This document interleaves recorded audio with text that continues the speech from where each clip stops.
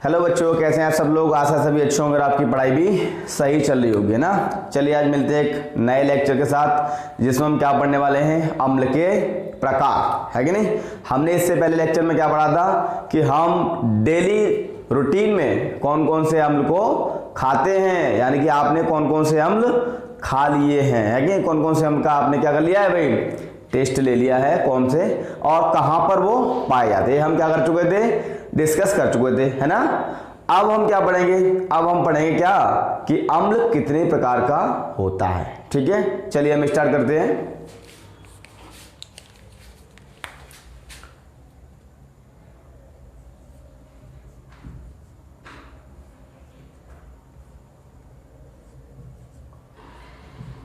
अम्ल के प्रकार, टाइप्स ऑफ एसिड।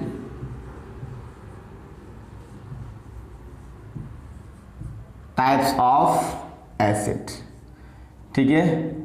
अम्ल के प्रकार, अम्ल कितने प्रकार का होता है। ठीक है बेटा, अम्ल कितने प्रकार का होता है, दो प्रकार का होता है। कितने प्रकार का होता है, दो प्रकार का होता है। कौन कौन सा होता है अम्ल,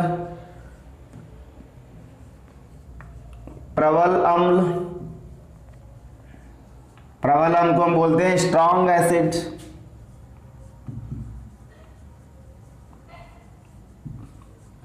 क्या कहते हैं, स्ट्रॉन्ग एसिड। और एक दूसरा होता है दुर्बल, दुर्बल का मतलब क्या होता है, कमजोर, दुर्बल अम्ल यानी कि वीक एसिड। कौन सा एसिड, वीक एसिड। चलिए हम क्या करेंगे, वन बाय वन डिस्कस करेंगे प्रबल अम्ल क्या होता है। ठीक है, चलो प्रबल अम्ल यानी कि स्ट्रॉन्ग एसिड। स्ट्रॉन्ग एसिड क्या होता है भाई, ऐसे अम्ल, ऐसे अम्ल जो क्या हो जाए, ऐसे अम्ल जो जल में घोलने पर पूर्ण रूप से आयनित हो जाएं। ठीक है, ऐसे अम्ल जो जल मतलब H2O में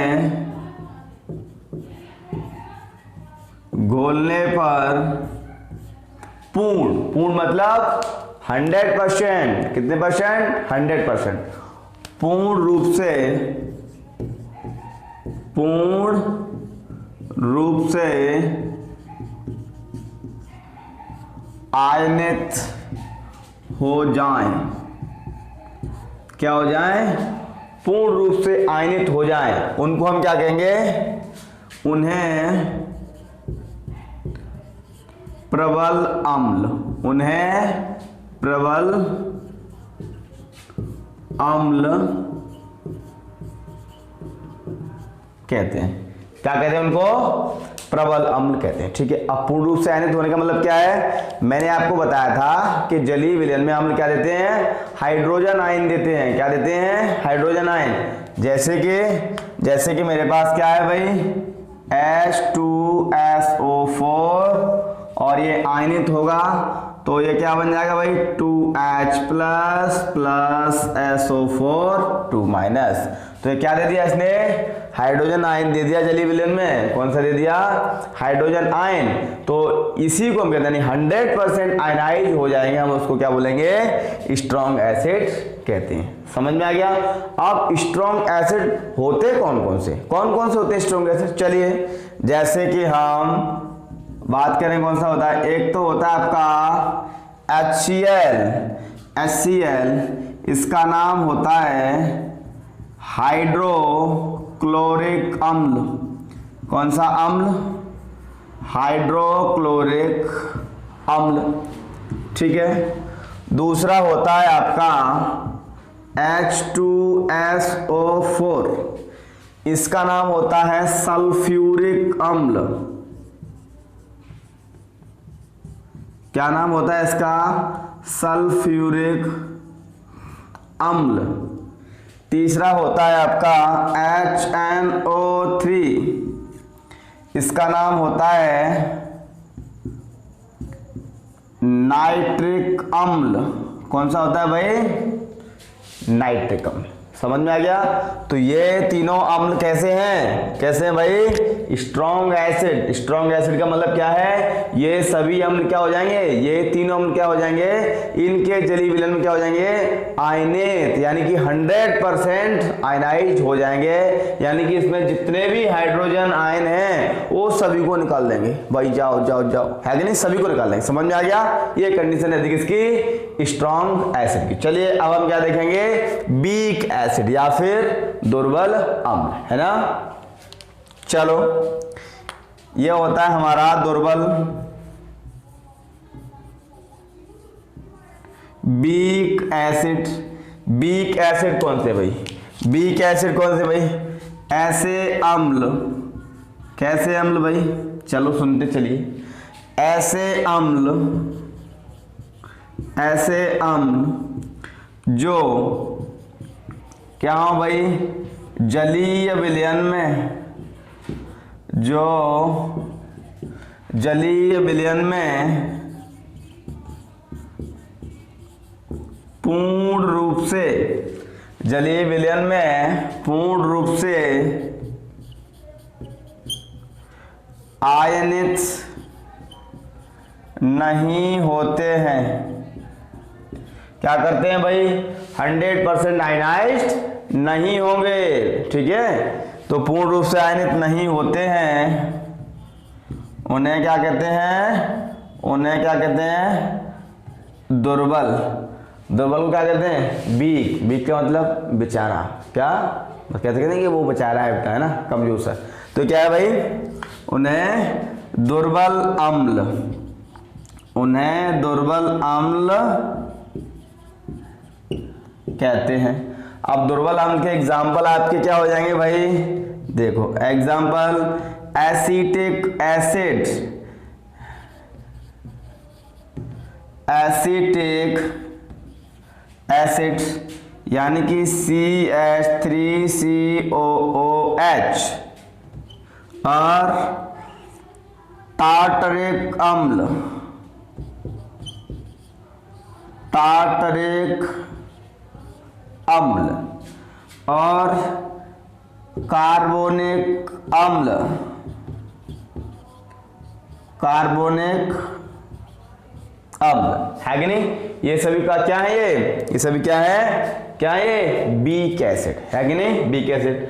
अब देखो ये मिलते कहाँ हैं? एसिटिक एसिड मैंने आपको क्या बताया था? कहाँ मिलता है? कहाँ मिलता है? तो आपने देखा विनेगर, जिसको हम बोलते हैं सिरका, यानी खाद्य पदार्थों में इसका उपयोग किया जाता है। किसके लिए?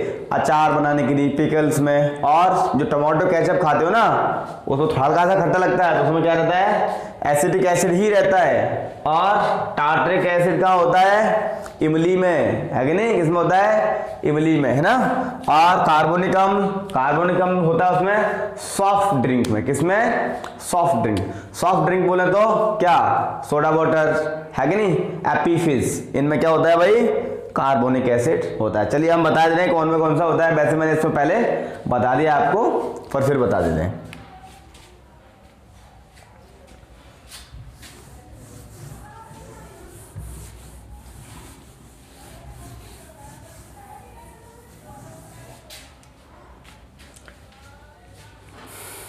चलिए, कार्बोनिक एसिड,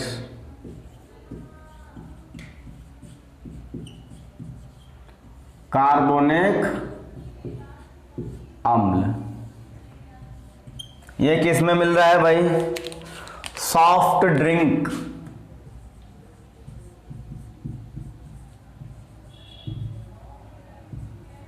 सॉफ्ट ड्रिंक में मिलता है। सॉफ्ट ड्रिंक बोले तो, सॉफ्ट ड्रिंक बोले तो soda water, soda water, soda water मिल जाएगा। और कुछ मिल जाएगा भाई? फिज, फिज आदि। आदि का मतलब जितने भी कोल्ड ड्रिंक्स है उसमें कार्बोनेट मिलता है। ठीक है, अगला वाला कौन सा हो जाएगा आपका? टार्टरिक अम्ल,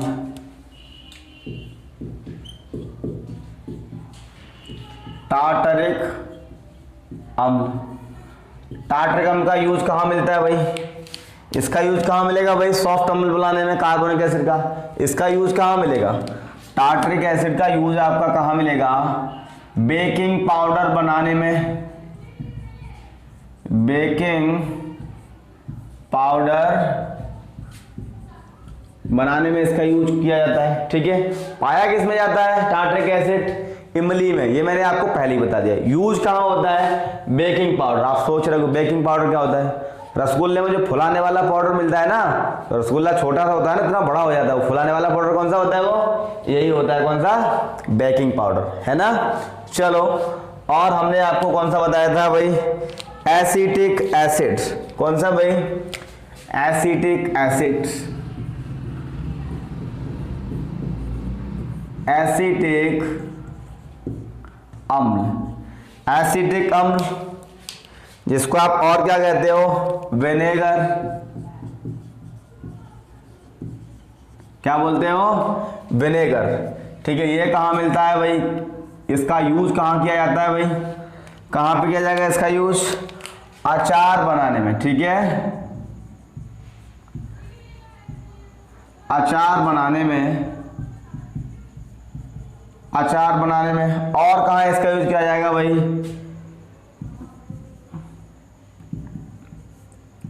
टमाटर का सॉस, या फिर जो केचप नहीं आता, मार्केट में मिलता है ना केचप। ठीक है, पेटीज वगैरह खाते तो डाल लेते हो ना, वो सॉस बनती है। तो वो सॉस किससे बनती है? उसमें कौन सा होता है? कौन सा एसिड मिलता है उसमें? एसिटिक एसिड मिलता है। हल्का हल्का जो आपको खट्टा लगता है। समझ में आ गया? चलो, अब देखो, ये जितने भी एसिड होते हैं बहुत स्ट्रांग होते हैं। अगर ये स्किन पे अगर पड़ जाए तो क्या हो जाएगा भाई? फफोले उत्पन्न कर देंगे, यानी क्या कर देंगे? उसको, स्किन को जला देंगे। ठीक है, क्या कर देंगे? जला देंगे। अब ऐसा करने से या इसका मतलब ये तो बहुत खतरनाक है। इनकी पावर को कम करने के लिए इनको क्या कर लेते हैं? हम पतला कर लेते हैं। क्या कर लेते हैं? पतला। और पतला करने की क्रिया को हम बोलते हैं डाइल्यूशन, यानी कि तनुकरण। समझ में आ गया? चलो आगे देखते हैं कैसी कैसी इनकी कंडीशंस होती है, और मतलब इनकी जो पावर है, ताकत है इनकी, जो स्किन को प्रभावित करने की, वो कम कैसे की जा सकती है। ठीक है, तो चलो, मैंने आपको बताया था कैसे होते हैं, बहुत ही स्ट्रांग होते हैं। और स्ट्रांग की कंडीशन क्या रहती है इनकी? क्या कंडीशन रहती है? कि त्वचा पर क्या कराएं? निगेटिव प्रभाव डाल देते हैं। तो इस प्रभाव को कम करने के लिए क्या करते हैं? हम इसको तनु बना देते हैं। क्या बना देते हैं? तनु। क्या बना देते हैं? तनु। तो इस क्रिया का नाम होता है तनुकरण। तनु बनाने के, तनु मतलब गाढ़े से पतला, यानी कि कंसंट्रेट से डाइल्यूट करना। ठीक है, तो ज्यादातर यहां पर हम लिखे हैं कोष्टक में, जैसे कि नोट दे दें आपको। ठीक है, नोट की कंडीशन क्या है? सांद्र अम्ल। सांद्र मतलब कंसंट्रेट। अब कंसंट्रेट मतलब गाढ़े, गाढ़ा पतला तो जानते हो ना। तो सांद्र अम्ल तनु अम्ल की अपेक्षा, तनु अम्ल की अपेक्षा, किसकी अपेक्षा भाई? तनु अम्ल की अपेक्षा अधिक क्रियाशील, अधिक क्रियाशील होते हैं। ठीक है, कैसे होते हैं भाई? अधिक क्रियाशील होते हैं। सांद्र यानी जो गाढ़े अम्ल होंगे वो ज्यादा क्रियाशील होंगे, और जो पतले होंगे तो वो क्या होंगे? कम क्रियाशील। अब गाढ़े से पतला कैसे करेंगे? सीधी सीधी बात है, अगर आपके पास कोई भी चीज गाढ़ी है, जैसे मान लिया आपके पास क्या है? आम का जूस गाढ़ा गाढ़ा, उसको आपको क्या करना है? पतला। पानी मिला दो। क्या मिला दो? पानी। तो क्या हो जाएगा? वो पतला हो जाएगा। इसी क्रिया का नाम होता है तनुकरण, यानी कि गाढ़े से पतले में बदलना। तो फिर क्या रहता है? जब आप पानी मिलाओगे तो थोड़ी सी ओरिजिनलिटी क्या रहती है? कम हो जाती है। ठीक है, तो टेस्ट में थोड़ा फर्क पड़ता है ना। तो ठीक इसी तरीके से इसका क्या होगा, थोड़ी क्रियाशीलता में भी फर्क पड़ जाएगा, है ना। क्या पड़ जाएगा, फर्क। यानी कि अगर तनु अम्ल पड़ता है किस पे, स्किन पे, तो इतनी जल्दी क्रिया नहीं करेगा जितनी जल्दी सांद्र वाला कर जाएगा, यानी जलाएंगे तो दोनों ही, ठीक है। बट क्या है, उसकी थोड़ी क्रियाशीलता कम रहेगी। तो अब हम आगे देखते हैं तनुकरण, ठीक है। तनुकरण क्या होता है भाई, तो क्रियाशीलता कम करने के लिए आप क्या करते हो, इनको तनु करते हो। तनुकरण मतलब डाइल्यूशन, डाइल्यूशन। डाइल्यूशन क्या होता है, अम्ल की क्रियाशीलता को कम करने के लिए, अम्ल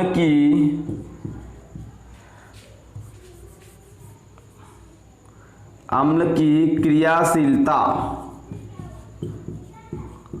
अम्ल की क्रियाशीलता को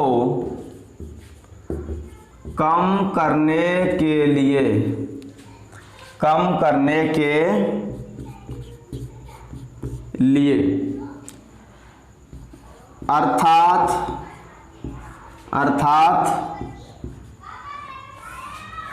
उसे गाढ़े से पतले में बदलना, कम करने के लिए, ठीक है, या उसे गाढ़े से पतले में बदलना। हम क्या करते हैं भाई, उसमें हम क्या करते हैं भाई, उसमें H2O को क्या करते हैं, मिलाते हैं। इस क्रिया को हम क्या कहते हैं भाई, इस क्रिया को तनुकरण कहते हैं। क्या कहते हैं भाई हम इसको, तनुकरण। यानी गाढ़े अम्ल में आपने क्या डाल दिया, पानी डाल दिया, ठीक है, तो क्या हो जाएगा भाई, वो पतला हो जाएगा। इसी क्रिया का नाम क्या है, तनुकरण। समझ में आ गया। और साथ साथ में इसके साथ में तनु करने से उसकी क्रियाशीलता भी कम हो जाएगी। ऐसा हम क्यों करते हैं, ऐसा हम किसी भी अम्ल की क्रियाशीलता को कम करने के लिए करते हैं। समझ में आ गया, है ना।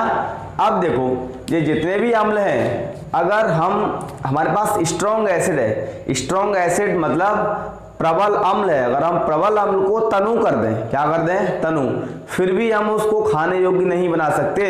बट दुर्बल अम्ल मुख्य रूप से क्या होते हैं, अगर हम उनको तनु कर दें या डायरेक्ट रूप में भी वो क्या होते हैं, खाने के योग्य होते हैं। जैसे कि मैंने आपको बताया कार्बोनिक एसिड, सोडा वाटर पीते हैं ना, कोई शरीर में फर्क नहीं पड़ता, और टार्ट्रिक अम्ल बेकिंग पाउडर है ना, खाते हैं ना, शरीर में कोई फर्क नहीं पड़ता। एसिडिक अम्ल अचार टमाटर सॉस खाते हैं ना, शरीर में कोई फर्क नहीं पड़ता। यानी कि हम कह सकते हैं कि जो दुर्बल अम्ल हैं उनको हम डेली लाइफ में क्या करते हैं, डेली रूटीन में उनको हम एज ए फूड के रूप में यूज भी करते हैं। और जो प्रबल अम्ल है हम उनको यूज नहीं कर पाएंगे, उनके शरीर में बहुत सारे हानिकारक प्रभाव होते हैं। समझ में आ गया।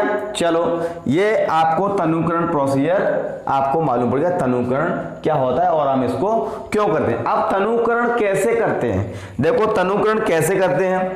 जैसे कि हमारे पास क्या है, ये हमारे पास इसमें कोई भी एसिड है, क्या है हमारे पास, कोई भी क्या है भाई, एसिड है। कौन सा वाला एसिड है, एसिड है भाई इसमें स्ट्रॉन्ग बोला तो H2SO4। हमने इसमें क्या डाल दिया भाई, हमने इसमें ऐड कर दिया क्या, H2O, क्या डाल दिया भाई, ऊपर से पानी डाल दिया, तनु हो जाएगा ना, बिल्कुल तनु इसमें हो जाएगा। ठीक है, क्या ये विधि सही है कि नहीं, क्या ये विधि सही है। अगर हम इसको ऐसे करें, जैसे पानी है, पानी में अम्ल डाल दें, बात तो वही आनी है कि अम्ल में पानी ही मिलना है, डायरेक्ट इनडायरेक्ट में बात तो वही आ रही है, अम्ल में पानी। बट इनमें से कौन सी सही है, अम्ल में पानी डालना सही है या फिर पानी में अम्ल डालना सही है। हालांकि दोनों विधियों से तनु तो होगा ही होगा, बट तनु हम किस विधि से करें जिससे कि आसानी से तनु हो जाए और हमारे शरीर पर कोई भी प्रभाव न पड़े। ठीक है, क्योंकि तनु करने पर क्या होता है भाई, अम्ल जब भी हम तनु करते हैं तो एक ऐसी एक्सोथर्मिक प्रोसेस है। एक्सोथर्मिक का मतलब होता है ऊष्मा छेपी, यानी कि जब भी अगर हम अम्ल को क्या करते हैं, तनु करते हैं, तो बहुत सारी ऊष्मा निकलती है। क्या होती है, बहुत सारी ऊष्मा निकलती है, जिससे क्या होता है, वो ऊष्मा हमारे शरीर पर हानिकारक प्रभाव भी डाल सकती है। ठीक है, तो हम कौन सी विधि को अपनाएं जिससे वो निकली हुई ऊष्मा हमारे शरीर पर हानिकारक प्रभाव न डाल पाए, है कि नहीं। तनु तो हम चाहे तो हम क्या करते हैं, एसिड में H2O डाल दें, चाहे H2O में एसिड डाल दें, तनु तो होना ही होना है, बट कौन सी विधि सही है, चलो हम वो देखते हैं ना। देखिए अम्ल को तनु कैसे बनाएं। मैंने अभी आपको क्या बताया था कि अम्ल को तनु बनाना एक ऐसी क्रिया है जिसमें ऊष्मा बहुत ज्यादा निकलती है, यानी कि एक्सोथर्मिक प्रोसेस है। कैसी थर्मिक प्रोसेस है, एक्सोथर्मिक, यानी बहुत सारी ऊष्मा निकलती है। कैसे ऊष्मा, जैसे कि आपने देखा होगा ना, सफेदी पर अगर आप पानी डालते हो ना तो कितना गर्म हो जाता है बर्तन, इसका मतलब उसमें ऊष्मा निकल रही है। ठीक इसी तरीके से उसमें क्या निकलती है, ऊष्मा। ये एक्सोथर्मिक प्रोसेस है। तो हम यहाँ पे लिखते हैं अम्ल को तनु बनाना। ये कैसी होती है भैया,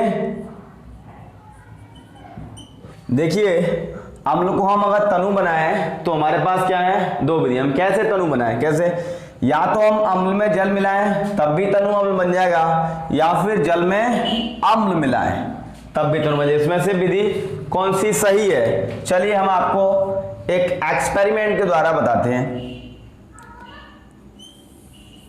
ये हमारे पास क्या है, एक टेस्ट ट्यूब, चलो दो टेस्ट ट्यूब ले रहे हैं हम।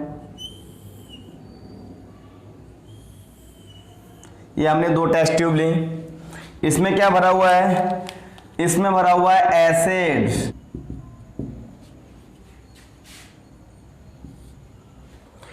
इसमें क्या भरा हुआ है, एसिड।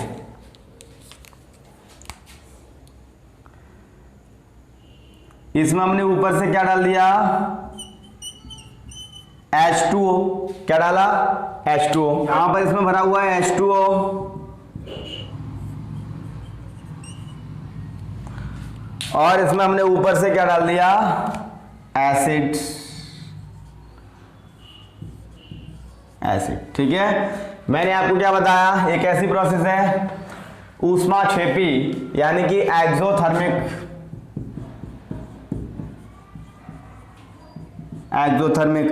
अब देखिए जैसे हम एसिड में क्या डालते हैं, H2 डालते हैं, तो ऊष्मा तो यहां भी निकलनी है। चलो देखो ये ऊष्मा निकली, क्या निकली, ऊष्मा निकली। अब जैसे H2O से H2O, यानी कि जो H2O हम डालते हैं एसिड में तो ऊष्मा निकलेगी, और ऊष्मा निकलने से क्या होगा, जो H2O वो क्या बन जाएगा, भाप बन जाएगा। क्या बन जाएगा, भाप। इस भाप के कारण क्या हो जाएगा, ये एसिड ऊपर की तरफ क्या हो जाएगा, उछिट जाएगा, और ये आपके चेहरे पे ही पड़ सकता है या आपकी स्किन पे कहीं भी पड़ सकता है, तो क्या हो जाएगा, हानिकारक प्रभाव होंगे, है कि नहीं। अब ये ऊष्मा क्योंकि निकलती है ना, तो वो H2O इतना ऑब्जर्व नहीं कर पाता, ठीक है, क्योंकि भाप बन जाता है। क्या बन जाती है, H2O। ऊपर से जल डालना है, नीचे से ऊष्मा निकली, जल बन गया भाप, भाप के साथ में ये भी अम्ल भी उछट जाता है, और जब अम्ल स्किन पे पड़ेगा तो क्या होगा भाई, जला देगा, ठीक है। सेम अब यहां हम देखते हैं, यहां पर क्या है भाई, जल है। जल में हम एसिड मिलाते हैं, क्या मिलाते हैं, जल में अगर हम एसिड मिलाते हैं तो ऊष्मा तो यहां भी निकलेगी, बट यहां जो ऊष्मा निकल रही है वो जल के द्वारा अवशोषित की कर ली जाती है। क्या कर ली जाती है, यहां जो ऊष्मा निकल रही है वो जल के द्वारा ऑब्जॉर्ब कर ली जाती है। इसीलिए क्या होता है भाई, ये ऊपर की तरफ नहीं उछट पाता, और अच्छी तरह से क्या हो जाता है, ये डाइल्यूट हो जाता है। क्या हो जाता है, डाइल्यूट, यानी कि तनु हो जाता है। तो ये विधि कैसी होगी, ये विधि बिल्कुल सही होगी। क्या करने के लिए, सांद्र अम्ल को तनु बनाने के लिए। और ये विधि क्या होगी, ये विधि गलत होगी। क्या होगी, गलत होगी। समझ में आ गया। चलिए आज के लिए इतना ही काफी, मिलते हैं नेक्स्ट लेक्चर के साथ। और आप क्या करोगे, वीडियो को लाइक और शेयर भी कर दोगे, ठीक है, तभी मजा आएगा।